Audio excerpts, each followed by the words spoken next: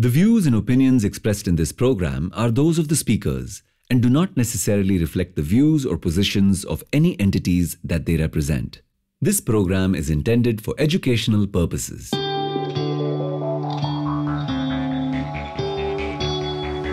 Radio Azim Premji University. Previously on the India Project. Episode 1, The Princely States. This podcast will lay bare several new information about the crucial period when British was preparing to leave India. For the first time, we will meet several new characters on the margins of history till now. Several new villains who are almost forgotten to history, who all played very crucial role as Indian dominion was about to be born in the August of 1947. This is a retelling of the most crucial years of the birth of Indian Republic. If you look at the map of British India in May 1947, it has two shades. One are the provinces that are directly ruled by the British, and then there are the princely states, which were indirectly ruled by the British through various treaties. Mountbatten finally agrees to set up a department, which would be soon called the States Department, to deal with princely states. And these States Department were to be managed by Indians, and for the first time in centuries, the Indian ruling class was going to deal with Indians and Indian officials. People like Nehru were strongly against ruling families or any individual enjoying any special benefits, and he was the most vocal of them because he believed that all human beings are equal and that nobody has the right to enjoy any special privileges. Episode 2, Travancore. Sir CP has been aggressively planning the independence of Travancore. He has drawn up an American-style constitution, has been reaching out to countries and colonies from Ceylon to Japan to the UK for bilateral trade ties. CP's argument was very clear and much in line with what people like the Nawab of Bhopal and others would make, which is that if India were to be a united country, Travancore would have joined. But now that the subcontinent was being split into India and Pakistan on religious lines, it would not be joining the divided India. So it's 25th of July. In Delhi, the Chamber of Princes last meeting is over. By evening in Travancore, CP is attacked and the young militant Mani has walked into history. Even as CP and his ruler have given up on the dreams of an independent Travancore, arrives a very interesting letter from yet another ruler who is dreaming of his own independence.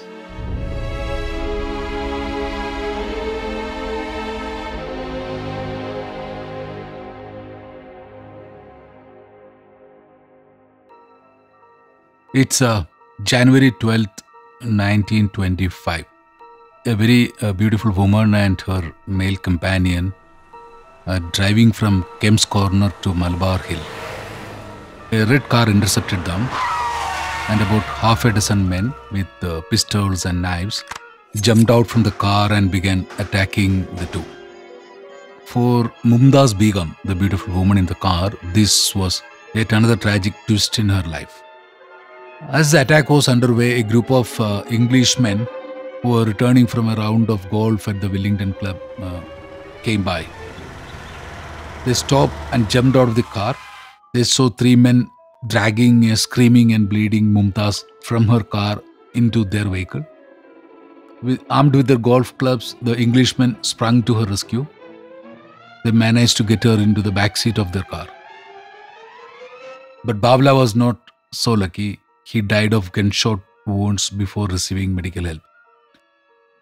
She has had a very cruel life, and this attack and the ultimate murder of her male companion would have repercussions far beyond just in the Malabar Hill area and lead to Yashwant Rao Holkar becoming the ruler of Indore. Hello, my name is Josy Joseph. Welcome to my podcast, The India Project. At the stroke of the midnight hour, when the world sleeps, India will awake to life and freedom. Episode 3, Indore. For that beautiful woman in the car, Mumtaz Begum, this was yet another tragic twist in her life. She has had a very cruel life. She was brought into the Holkar court as a singing girl at the tender age of 11 or 12, but soon transitioned to become Maharaja Tukoji Rao Holkar's favorite mistress. Who is she? Our court dancer. Tukoji gifted her family a bungalow on the palace grounds, showered her with jewels, and once she had modeled them, they were returned to the family treasury. He took her along for a trip to England, but when she gave birth to a daughter in Indore, the Maharaja paid off a nurse to kill the baby. It was a killing of her child, she said, that gave her the courage to escape from the Indore palace. With Mumtaz in the car was her companion, the new lover, a businessman named Abdul Qadir Babla, and they were building a new peaceful life. It was a start of a media circus, a high-profile case, and the undoing of Tukoji Rao Holkar. The Maharaja's imprint was all over the murder. The Englishman witnesses, the golf players, they picked out the murderers from a lineup in Indore, and they all turned out to be connected to the Holkar Darbar. According to eyewitness statements that emerged later, when Maharaja realized that Mumtaz had escaped, he wept and raged and even got the Darbar to issue a warrant for her arrest for stealing. But Mumtaz had moved on. But the ruler wouldn't let her build a new life, and he was out for revenge. Even as the court found the attackers guilty, there was widespread impression, largely in the media, that justice had not been fully done. The argument was that the mastermind of the crime was still sitting behind Lal Bagh Palace's ornate gates and was ruling Indore. Public outrage and the incessant media coverage wouldn't stop. So does the denials from the palace. In a very unusual show of public pressure on the British Empire, a year after the murder, the British government finally decided to intervene and give the Maharaja a choice. He could either submit to an inquiry or abdicate. Tukoji wouldn't want to be hauled up to Bombay High Court or before any other inquiry commission, so he decided, rather very reluctantly, to abdicate. And that marked the end of the unhappy boarding days for his 17-year-old son Yashwant Rao, away in England. Yashwant was brought back from England to replace his father, and at his inauguration in 1926, Tukoji, who is still resentful and angry, marked his son's forehead with the customary tilak, took 5 steps backwards, and then walked out. The son doesn't turn out to be a very responsible ruler either. For almost the first decade of his reign, he is mostly away from Indore, whether studying in Oxford or later frequenting the salons of Europe with his stunning first wife, Sanyogita Bai Holkar. They were married when he was just 16 and she was 10. In the 1930s, the Holkar couple become quite the darlings of the international press, often found in their glamorous outfits, relaxing in bathing suits or resplendent in fabulous jewelry, such as the famous diamonds known as Indore pearls. So he was quite a colorful character, very much like most of our rulers of those days. See, Indore was a very financially vibrant princely state for a variety of reasons. One was obviously the opium trade was of huge profit to them. There was relatively large industrialization that has happened. And because of its closeness to Bombay and the rest of key commercial centers of India, Indore had been a very financially well-off princely state. For today, we must discuss this young new ruler, Yashwant Rao Holkar, and his very childish efforts at securing freedom for Indore by very recalcitrant kiddish behavior and by aligning with the likes of Nawab of Bhopal and Sir C.P. of Travancore. Coming up on the other side of the break. It has been a great disappointment to me that I have not had the benefit of your counsel in the deliberations. On the 1st of August, Desai has opened a new file number 11-24-PR/47, and marks it secret. I should have not only an Indian Prime Minister, but a Hindu one.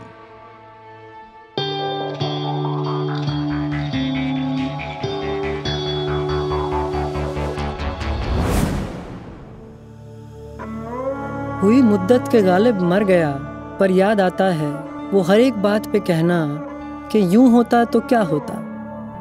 It's been a while since Ghalib is dead and gone, but we keep remembering his habit of saying at every turn, what if this had happened? What if things had turned out this way instead of that? Hi, my name is Amit Basole. I teach economics at Azim Premji University. This show, though, is not about economics. It's about the poetry and the world of Mirza Ghalib. What we are going to do in this show is explore Ghalib, the man, his times, and above all, his poetry. Ghalib really speaks to me, and I think he will probably speak to you too. So join me and find out. Yun hota to kya hota? The World of Ghalib with Amit Basole. Only on Radio Azim Premji University.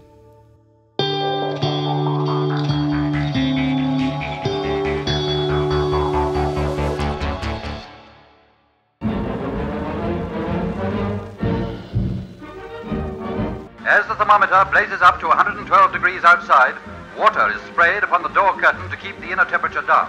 So you know that on July 25th at 3:30 in the afternoon, the last meeting of the Chamber of Princes, which is also called Narendra Mandal, was held. Your Highnesses and gentlemen, Mountbatten would address the chamber for the first and the last time. Many rulers, Diwans and representatives of the states of India in this historic chamber of princes. It is my first and my And last that's where the first draft of instrument of accession and standstill agreement are discussed, circulated, and Mountbatten addresses all kinds of concerns that all the rulers have and the representatives have about their future. And the line that I have taken up about the states. There were two distinct problems that faced me. The first was how to transfer power to British India, and the second, how to fit the Indian states into the picture in a manner which would be fair and just to all concerned. And as we have seen that some people are absent, Nawab of Bhopal, Sir C.P. of Travancore, absent. But one guy stands out by his absence, which was not expected, and that was Yashwant Rao Holkar. So 4 days after the chamber meeting, Mountbatten dispatches a letter to Holkar. It has been a great disappointment to me that I have not had the benefit of your counsel in the deliberations here regarding the accession of states to the Indian Dominion and other important matters of common concern to British India and Indian states. Inviting him to come to Delhi at the earliest. Time is pressing and the problems demand urgent solution. I hope, therefore, that Your Highness will avail yourself of the earliest opportunity of visiting Delhi, preferably before the end of this week, as I may be away from August 3rd for 2 or 3 days. The Viceroy gives the letter to the Gaikwad of Baroda and the Maharaja of Kolhapur, who are both leading advocates for a united Indian dominion. Baroda and Kolhapur rulers collect other Maratha rulers such as the Maharajas of Gwalior, Dhar, Devas Jr. and the Raja of Sandur. The 6 princes flew down on July 30th and landed in Indore airfield at 10:30 am. There was no warm welcome awaiting the rulers, but only an empty palace. in the royal reception room of Manik Bagh, the modernist palace designed and built by a German architect for Yashwant Rao. Only a life-size portrait of Holkar, not in his traditional headdress and jewels, but sleek as a greyhound in a black and white western outfit was present. The Maharaja, they were told, had gone on a visit to the Nawab of Bhopal. So they sent the Prime Minister of Kolhapur in their aircraft to bring the Indore ruler back. In Bhopal, the Nawab wouldn't allow the Kolhapur Prime Minister to see the Indore ruler. For the next 4 hours, the Kolhapur PM and the Indore ruler carried on negotiations through messages sent with other people. Finally, Indore ruler agreed to return to his state. By about 6 p.m., Holkar lands back and reaches his palace. Without any delay, he kicks out 5 of the rulers into the passage, allowing only Gaikwar to remain in meeting with him. Holkar is accompanied by his Prime Minister, a very unpopular British officer called Horton. Horton reads Viceroy's letter and tells the ruler that it was a threat. Gaikwar vigorously denies it. Anyway, Holkar says that he can't go to Delhi because he has given his word to Bhopal not to do anything without him. So now the Maratha rulers are trying to get the permission of the Nawab of Bhopal to allow Indore to visit New Delhi. They spent almost the entire night trying to speak to the Nawab. And through the night they kept trying. As the 31st dawned, the Nawab was still out of reach. The 6 rulers finally gave up and they returned to Delhi on 31st. 4 of them met Mountbatten and told them about their humiliation and the bizarre negotiations and the drama that went on. August 4th, like most other days in that period, was filled with the anxieties of partition and promises of free India, even as these princely states were maneuvering their way to a possible future independent existence. Holkar lands up in Delhi to meet with Mountbatten. When did the Maharaja return to India? Mountbatten asks Holkar. He says, the 29th of July. Without any pause, Mountbatten retorts, wouldn't 24th be a more truthful date? The Maharaja had to embarrassingly nod his head in agreement. So basically, Holkar was in India in time for the meeting of the Chamber of Princes, but like a child, he was hiding away from the meeting. There is hardly 10 days left for independence. And at the heart of this so-called Indian dominion is 2 large dark holes, Indore and Bhopal. So this meeting is happening. Mountbatten is advising, cajoling Holkar and all that. But parallelly, the States Department under V.P. Menon is beginning to draw out the final contours of how to deal with the recalcitrant rulers. Remember C.C. Desai, the classmate of Subhash Chandra Bose from Cambridge? On the 1st of August, he has joined the States Department as the Additional Secretary and number 2 to V.P. Menon. And in fact, in the files of States Department, Desai is a man who is making very detailed notes as V.P. Menon is dealing with larger issues. On the 1st of August, Desai has opened a new file. File number 11-24-TR/47 and marks it secret.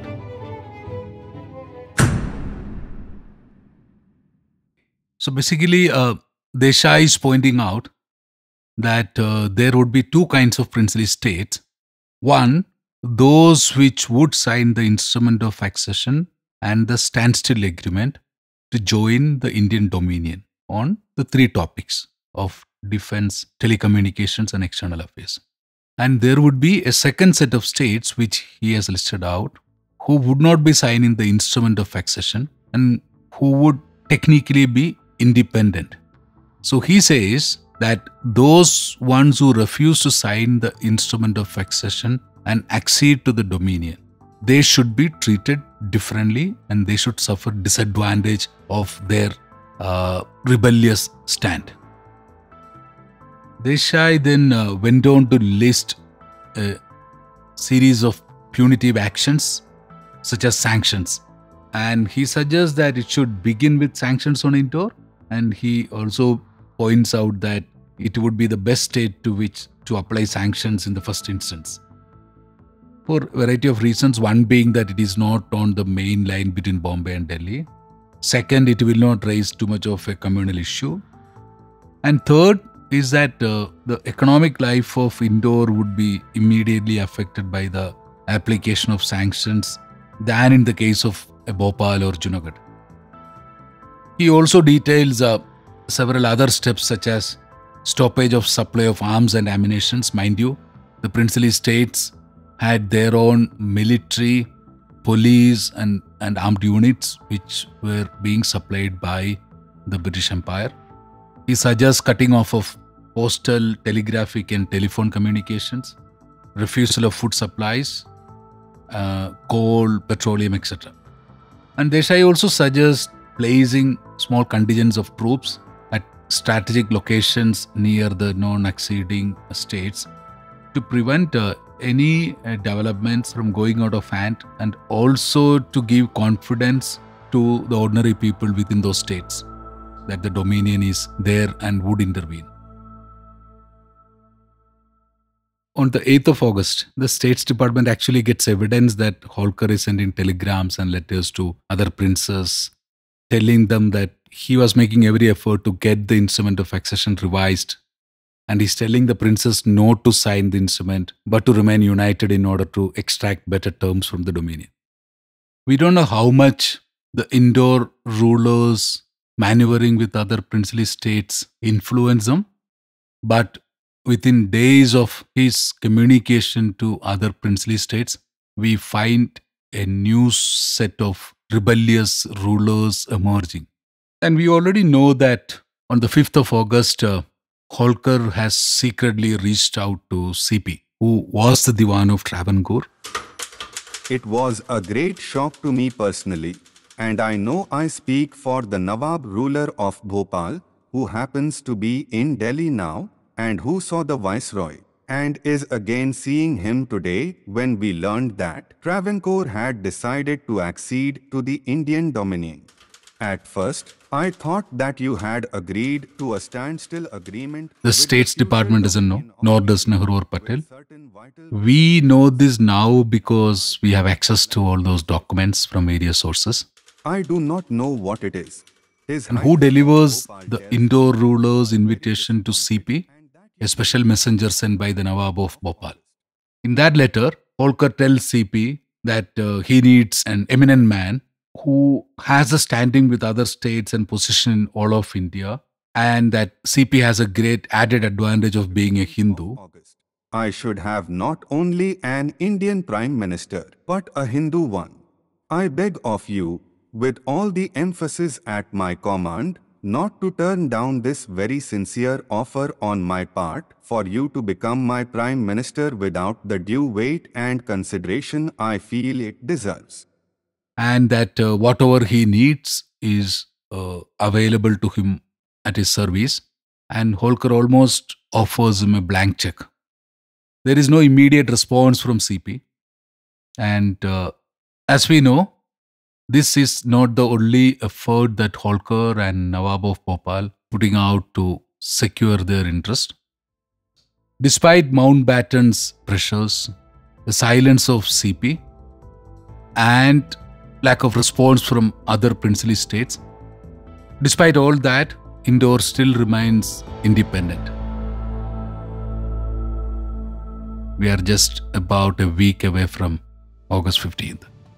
In Bhopal, the saga of South Asia is boiling down to a kitchen sink drama in the Nawab's household. And we shall discuss that in the coming episode. Stay tuned to the India Project.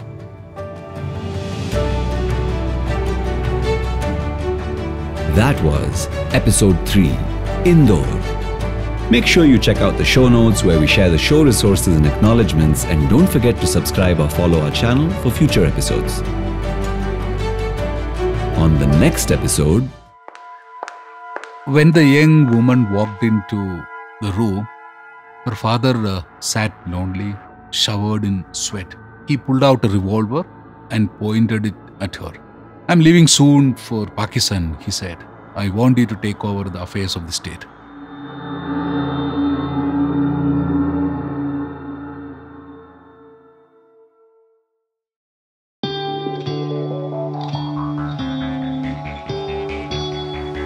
Radio Azim Premji University,